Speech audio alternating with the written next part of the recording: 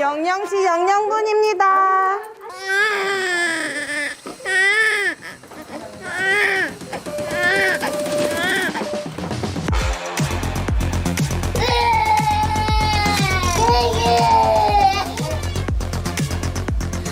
점점 더 멀어지나 봐. 안녕히 계세요, 여러분. 걷고 있는 날 때론 며칠씩 덜하게. 안녕히 계세요, 여러분. 전 이 세상의 모든 굴레와 속박을 벗어던지고 제 행복을 찾아 떠납니다. 먼 일처럼 점점 넌 떠나가나 봐. 하루는 미치고. 대한민국의 저출생 위기가 갈수록 심각해지면서 정부도 특단의 대책 마련에 분주합니다. 정부는 역대급 긴축 재정 속에서도 내년도 저출생 관련 예산만은 15조 원 규모로 대거 늘렸는데요. 그만큼 저출산 문제 해결을 위해서 전방위적인 대응을 하겠다는 뜻으로 읽힙니다. 어떤 대책이 마련됐고 또 실제 효과는 얼마나 있을까요? 저출산 정책의 컨트롤타워 역할을 하고 있죠. 저출산 고령사회위원회 김영미 부위원장에게 직접 들어보겠습니다. 안녕하십니까? 예, 반갑습니다. 예. 저희가 앞서서 영상 구성 보여드렸는데 이게 정말 심각하게 느껴집니다. 네. 최근에 외국의 한 학자가 한국 망했네요. 예, 이렇게 얘기할 정도로 문제가 네. 심각해 보이는데 보니까 출생아 수가 크게 줄어서 올해 2분기 출생아 수가 역대 최저치 합계 출생률을 기록했다고 하는데 이게 예. 얼마나 심각한 겁니까? 예, 그러니까 저도 그 영상을 봤는데요. 그 EBS 다큐에 출연하신 조앤 윌리엄스 교수님께서 그 이제 발언을 하신 게 굉장히 화제가 됐는데, 사실 합계 출산율이 그 1명도 되지 않는 나라 같은 경우에는 지금 전 세계에 거의 하나도 없다라고 사실 할 수 있는 상황이고요. 굉장히 심각한 상황이고, 예. 우리는 사실 그 초저출산, 그러니까 1.3명 이하로 떨어진 초저출산 상황도 거의 20년 가까이 지속되어 온 그런 심각한 상황입니다. 그런데 해외에서는 사실은 이 정도면 굉장히 심각한데 정작 우리 같은 경우에는 1명 이하로 떨어진 지도 2018년 이후로 한 5년 정도가 되는데도 최근에 와서야 심각하다라는 걸 인지하기 시작했다. 그런 상황이라고 할 수 있습니다. 네, 그러니까 합계 출산율이 0.7명으로 떨어졌는데 이게 네. 연간으로 치면 0.6명까지 내려갈 수 있다. 이런 전망까지 나오고 있더라고요. 예, 예. 그동안 이제 코로나 영향도 있고, 그리고 특히나 최근 급격하게 청년들의 여러 이제 통계조사 결과에서도 나오지만 청년들의 결혼이나 출산에 대한 인식이 굉장히 많이 바뀌었고, 예. 이 정도의 출산율이라는 거는 인식의 문제도 있지만, 대한민국 사회에 그동안 누적되어 온 사회구조적인 문제, 이런 심각한 구조적인 문제가 있다라는 시그널, 사실은 청년들의 비명이라고 볼 수 있지 않을까라는 생각도 듭니다. 청년들의 비명이 저출생 문제로도 네. 나타나고 있다. 네, 네. 예, 그동안 정부가 천문학적인 예산을 쏟아부었지만 그 효과가 좀 미미한 거 아니냐라는 네. 지적이 나오는데 그런 배경에 대해서 좀 짚어주셨다고 생각이 들고요. 자, 이번에 예산안 발표하면서 저출생 문제에 대한 정부의 의지를 읽을 수가 있었습니다. 과거에 나왔던 대책과 비교하면 어떤 부분을 강조했다고 볼 수 있을까요? 예, 일단은 그 강조한 부분은 첫 번째는 부문으로 얘기를 한다면 주거 지원하고 그다음에 일하면서 아이를 키울 수 있는 인류가 병행을 지원하는 건데요. 그에 앞서서 좀 한 가지 말씀을 드리고 싶은 거는 지금 이제 앵커께서 천문학적인 예산을 투입했다라는 말씀을 하고 계시는데요. 예. 사실 과연 천문학적인 예산을 투입했냐라는 거에 대해서 먼저 의문을 가지고 있고, 저희가 2006년도에 2조 원에서 저출산 예산이 2조 원에서 출발해서 점점점 늘어났습니다. 그리고 네. 2018년 이후에 그 예산 규모가 30조, 40조, 그리고 작년에 같은 경우에는 51조 7천억인데요. 사실은 그 중에는 저출산하고는 관련이 없는 그런 대책들도 상당히 포함되어 있었습니다. 그래서 저희가 지금 하고 있는 것은 저출산 대책하고 무관한 정책들을 걷어내고 정말 저출산, 그리고 특히 이제 아동과 가족을 지원하는데 얼마를 쓰고 있는가, 그리고 이걸 이제 평가해서 선택하고 집중해야 될 영역을 가려내는 것, 그 작업을 해서 저희가 올해 3월 28일에 대통령 모시고 그리고 1차 그 저출산 고령사회위원회 회의를 개최를 했는데요. 이때 이제 발표한 게 5가지 영역입니다. 그 5가지 영역이 핵심적인 영역 그리고 핵심적인 과제들을 발표했는데 이 정책들이 요번 예산안에 반영이 됐다. 그리고 그때 발표했을 때는 사실은 다소 위기 상황이긴 하지만 예산을 담아야지 사실은 책임성 있는 발표라고 할 수 있기 때문에요. 그때는 정확하게 이제 그 구체적인 정책안을 다 발표를 하지 못했고 그래서 이게 무슨 획기적인 정책이냐라는 그런 비판도 상당히 많이 받았는데요. 그 이후에 지속적으로 저희가 정책 수요자들도 만나고 전문가들도 만나고 그리고 재정당국 포함해서 관계 부처들하고 지속적으로 협의하고 논의해서 이번 예산안이 확정됐다라고 말씀을 드리겠습니다. 네.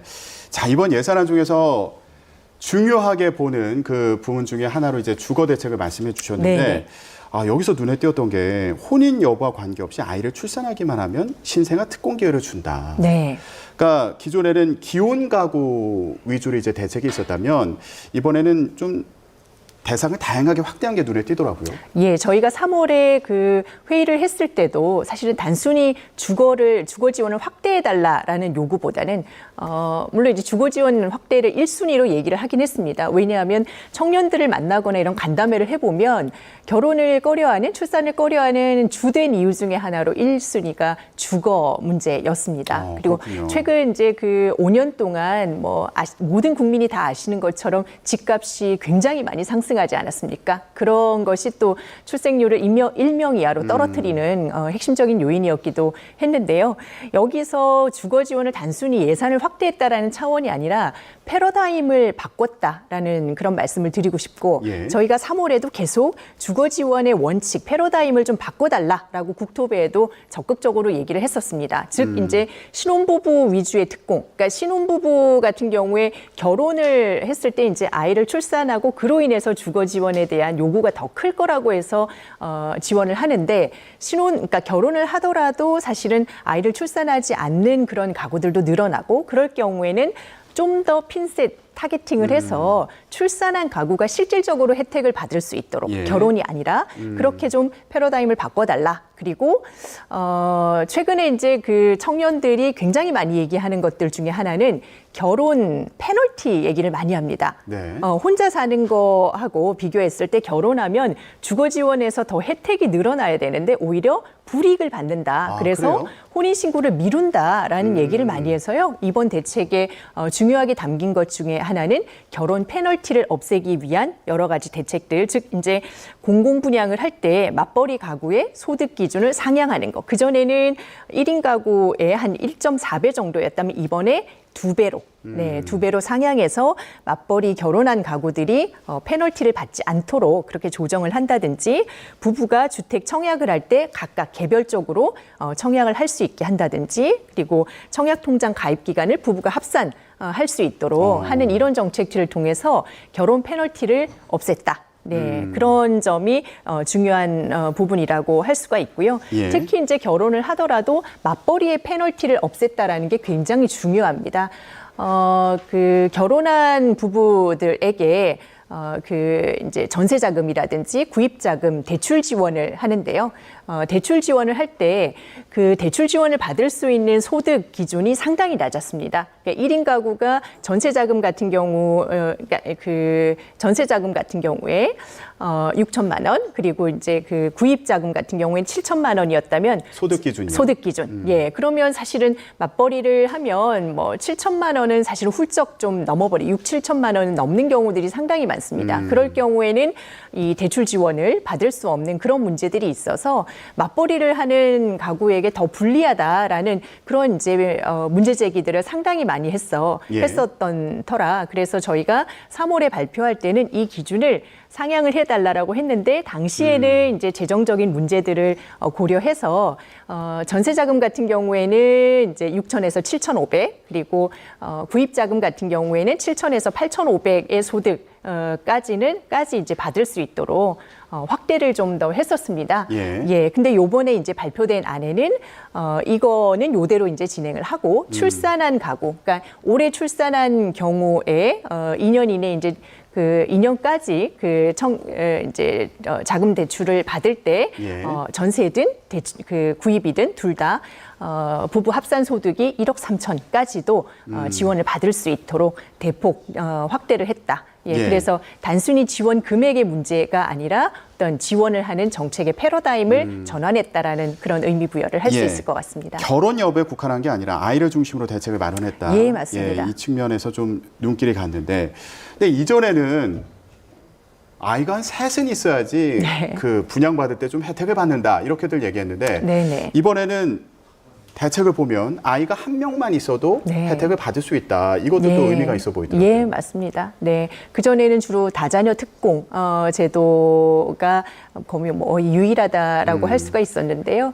지금 합계 출산율이 뭐 0.78명, 1명도 되지 않는 상황에서 다자녀만 지원하는, 그러니까 3명 이상만 지원하는 것은 그거는 현실과 맞지 않다라는 그런 지적들이 많았었고요. 그래서 저희가 3월에 발표를 할 때도 이제 이 세자녀 기준, 원래 이제 다자녀, 그러니까 분양하고 분양하는 것, 그 다음에 이제 임대하는 것 기준이 사실은 좀 달랐습니다. 그걸 두 자녀로 일원화한 것도 하나의 변화라고. 다자녀의 기준을 두 두 자녀로 자녀로 낮추는 예. 걸, 그 기준을 낮추는 걸 일원화했고요. 그리고 요번에 이제 신생아 특공 같은 경우에는 자녀 수와 무관하게 특공의 기회를 주는 것. 그렇게 하다 보니까 이미 이제 자녀 셋 이상이거나 이런 분들 같은 경우에 셋을 혹시 계획하고 있는 분들 같은 경우에는 특공은 워낙 물량이 제한되어 있다 보니까 그러면 세 자녀 이상은 좀 불리해지는 거 아닌가? 경쟁이 더 치열해지는 거 아닌가? 그래서 그걸 우려하시는 목소리들이 상당히 많았었습니다. 근데 한 명까지도 이제 받을 수 있긴 하지만 여기에 자녀 수에 따라서 좀 가점들이 차등화되어 있습니다. 그래서 다자녀가 불리해지는 것이 아니라 좀 더 많은 가구에게 선택의 폭이 넓어졌다. 이렇게 좀 이해를 해주시면 좋을 것 같습니다. 다자녀 가구 같은 경우는 기존에 이제 받던 혜택이 있는데 지금 한 자녀 가구도 혜택을 받으면 이거 경쟁이 더 치열해지는 거 아니야? 네네. 걱정하실 수도 있는데 네네. 요거 그만큼 가점이 들어가니까 걱정하지 네네. 마시라는 그런 말씀이셨고요. 자, 이번에 또 눈에 띄었던 게 육아휴직 기간이 지금 1년인데 이거 1년 6개월로 늘려준다는 거잖아요. 네. 근데 전제 조건이 있습니다. 부모가 맞돌봄하는 게 전제다. 그러니까 엄마도 육아휴직을 하고 아빠도 육아휴직을 하는 게 전제예요. 이건 어떤 의미가 있다고 봐야 될까요? 저희가 사실 그러니까 육아휴직 95년도부터 시행한 이후에 처음으로 이 기간이 늘어났습니다. 그런데 다른 이제 나라들하고 비교를 해보면 부부가 같이 육아휴직을 쓸 경우에 2년인데요. 이 기간이 다른 어떤 나라하고 비교했을 때도 짧지 않습니다. 굉장히 긴데요. 그런데 뭐 그 부모들 같은 경우엔 저희는 육아휴직이 고용보험 가입자에게만 사실 또 한정되어 있고 자영자나 이런 분들은 혜택을 받지 못하는 사각지대가 상당히 많습니다. 그리고 아이가 처음 태어났을 때 육아휴직도 쓰고 있지만 나중에 초등학교 입학하면서도 좀 휴직이 필요하다라는 그런 요구들이 있었는데요. 그러다 보니까 육아휴직 기간을 좀 더 확대하는 방안을 발표를 했었는데 이걸 전제 조건을 달지 않는 경우에는 자칫하면 육아휴직이 길어지면 이걸 여성만 1년 6개월을 쓸 경우에는 경력 단절의 기간이라든지 휴직의 기간이 길어지기 때문에 오히려 나중에 복귀하는 걸 어려워질 수도 있고요. 그리고 기업 입장에서도 보면 여성 고용을 기피할 수 있는 그런 요인이 될 수도 있습니다. 그래서 이런 부정적인 문제에 대한 우려들이 많아서 이걸 그냥 조건 없이 확대하는 것은 아니다라고 이제 판단을 했고요. 특히 이 1년 6개월에서 맞돌봄 이 조건을 붙인 가장 큰 이유는 남성들이 육아휴직을 쓸 수 있게 하자라는 겁니다. 남성들 같은 경우에는 육아휴직 뭐 눈치 보여서 쓰기 어렵고 그리고 우리 사회 전반적으로 돌봄은 엄마의 몫이다라는 생각이 여전히 이제 강하다 보니까 남성들의 육아휴직 참여율이 상당히 낮습니다. 출생아 부모 중에 그 해에 물론 이제 그 해에 태어난 걸 그 해에 육아휴직을 쓴다라는 걸 기준으로 봤을 때 육아휴직 사용률이 300일 이상의 대기업 같은 경우에는 여성들의 76.6%가 육아휴직을 쓰는데 예. 반해서요. 남성들 같은 경우에는 6%밖에 안 됩니다. 그리고 50인 미만의 이런 사업장 같은 경우에는 남성은 2.3%밖에 안 됩니다. 물론 쓰기 어려운 구조도 있지만 남성들 역시도 육아휴직을 쓰는 거에 대해서 좀 주저하는 그런 부분들이 있는데요. 예. 6플러스 원래는 이제 엄마가 3개월, 아빠가 3개월 쓸 경우에는 이 3개월 동안은 기존에 저희가 이제 그 육아휴직을 쓰는 걸 꺼려한 이유 중에 하나도 급여 수준이 너무 낮기 때문에. 예. 소득의 이제 100%를 그 급여로 보장을 해주긴 하지만 상한이 최대 급여를 받을 수 있는 상한이 150만 원밖에 안 됐습니다. 예. 근데 요 3개월 동안은 부부가 같이 쓴다면, 3개월 연속으로 쓰거나 같이 쓰거나, 어쨌든 부부가 같이 쓴다면 이 금액을 150에서 300만 원까지 이제 확대를 해줬는데요. 예. 요 기간을 요번에 발표를 하면서 6개월로 더 확대를 했습니다. 예. 네. 늘어나는 6개월에 대해서 이제 엄마 아빠가 같이 나눠 써야지 기간이 이제 연장을 네네. 해주는 거잖아요. 네. 근데 아빠 입장에서는 아빠가 꼭 써야 이게 연장이 되니까 맞습니다. 써야겠다는 네. 생각을 할 수는 있는데 네. 요게 또 회사의 눈치가 안 보여야지 아빠도 적극적으로 그 늘어난 예, 만큼 예. 또 쓸 수 있지 않겠습니까? 네, 그런 네. 분위기를 개선하기 위한 획기적인 네, 방안도 필요할 것 같은데 이것도 많이 고민하셨겠어요? 예, 맞습니다. 그러니까 육아휴직 정책 같은 경우에는 사실은 제도는 잘 만들어져 있지만 여러 가지 기업 문화나 이런 것들이 아직 바뀌지 않아서 잘 쓰지 못하는 이런 문제들, 그러니까 실효성이 떨어진다라는 그런 비판을 상당히 많이 받았습니다. 예. 그래서 제도 안에도 사실은 그런 요인들을 많이 만들어야 되는데요.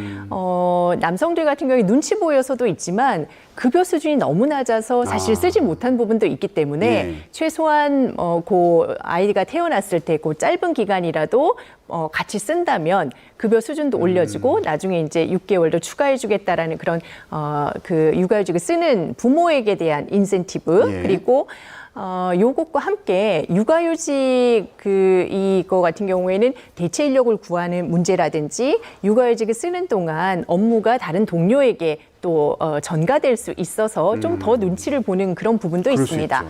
그래서 업무 분담을 하는 동료들에게 이제 업무를 분담해 주는 데 대한 응원 수당을 지원한다든지 이런 제도들로 또 이제 요번에 담았고요. 아, 그리고 육아휴직뿐만 아니라 육아기에 풀로 이제 휴직을 하는 이런 이제 선택지 말고도 육아기의 근로 시간을 단축시키는 육아기 근로시간 단축 제도에 대해서 이번에 대폭 이제 확대를 했습니다. 그래서 네, 기간을 연장하고 네네. 또 네네. 사용할 수 있는 아이의 연령도 또 높여줬죠. 예, 맞습니다. 그래서 다양하게 옵션을 주는 것. 그렇지만 기업에서 사실은 육아휴직이 당연한 권리로 여겨지지 않는다면 이런 제도를 아무리 잘 만든다고 하더라도 소용이 없겠죠. 그렇죠. 그래서 저희가 위원회에서 하반기에 좀 준비를 하고 있는 게 기업들이 가족 친화 경영을 좀 선언해서 육아휴직을 법적으로 보장된 육아휴직이나 육아계 근로시간 단축, 유연근무, 재택근무들을 좀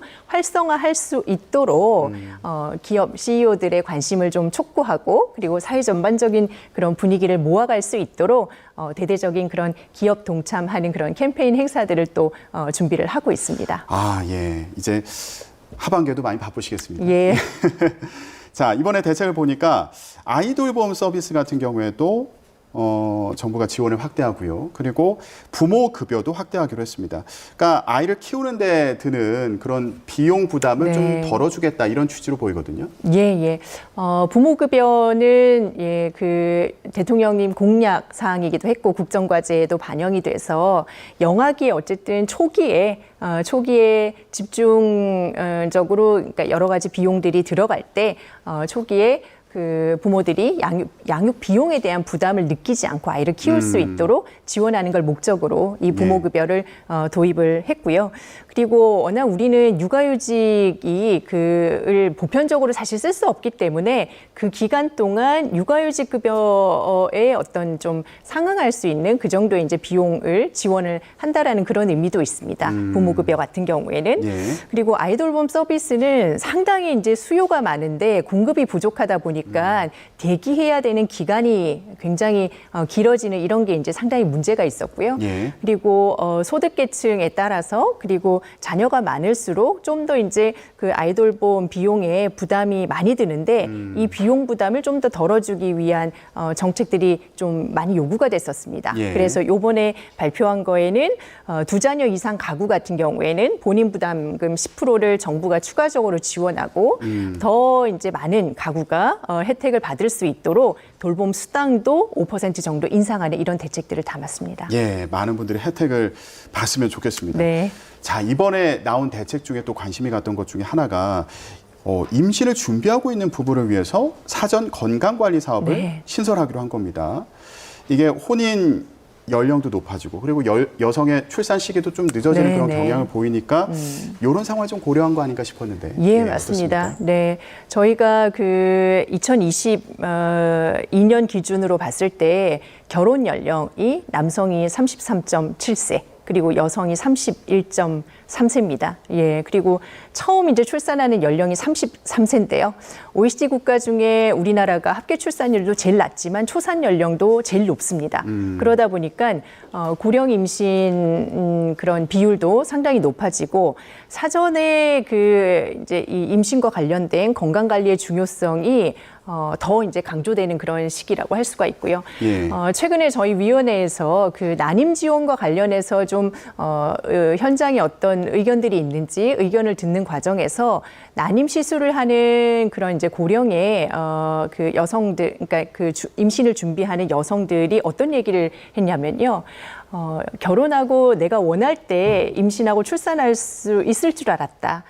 이렇게 힘든 줄 알았다면 사실은 그 전부터 좀 여기 이제 관심을 가지고 좀 준비를 했을 텐데 예. 그런 준비를 하지 못했다라는 얘기들을 상당히 많이 했었습니다. 그래서 결혼 전부터, 그러니까 임신하기 전부터라도 이런 이제 자신의 이제 난소 기능이라든지 그다음에 남성들 같은 경우에 정액 검사라든지 이런 것들을 좀 사전에 할 수 있도록 먼저 지원하자. 예. 예, 그리고 이걸 지금은 이제 보건소를 통해서 지원을 하지만 차후에는 사실은 뭐 건강 검진에 포함시킨다든지 이런 식으로 좀 확대돼야 되지 않을까 그런 생각이 듭니다. 예, 알겠습니다.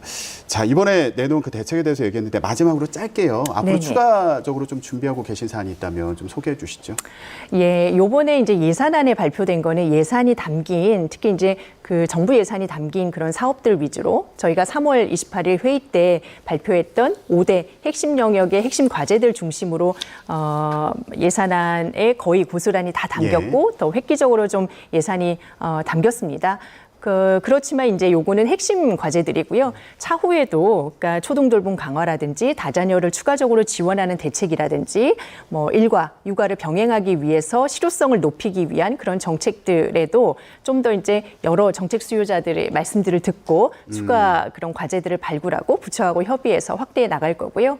무엇보다 사실은 전반적으로 우리 사회에 인구 위기가 심각하다, 저출산 문제 심각하지만 이 문제를 어떻게 이제 해결해 나갈 거냐, 우리 사회 전반의 어떤 문화라든지 인식을 개선하기 위한 노력들 이것들도 굉장히 중요한데요. 그래서 하반기에는 좀 더 결혼과 출산과 양육에 대한 그런 긍정적인 인식을 확대해 나가기 위한 그런 캠페인 혹은 이제 여러 가지 행사 활동들 이런 것들을 좀 준비를 하고 있습니다. 예, 알겠습니다. 자, 앞으로 또 어떤 저출산, 저출생 관련 대책이 나올지도 관심 갖고 지켜보도록 하겠습니다. 지금까지 김용미 저출산 고령사회위원회 부위원장이었습니다. 말씀 고맙습니다. 감사합니다.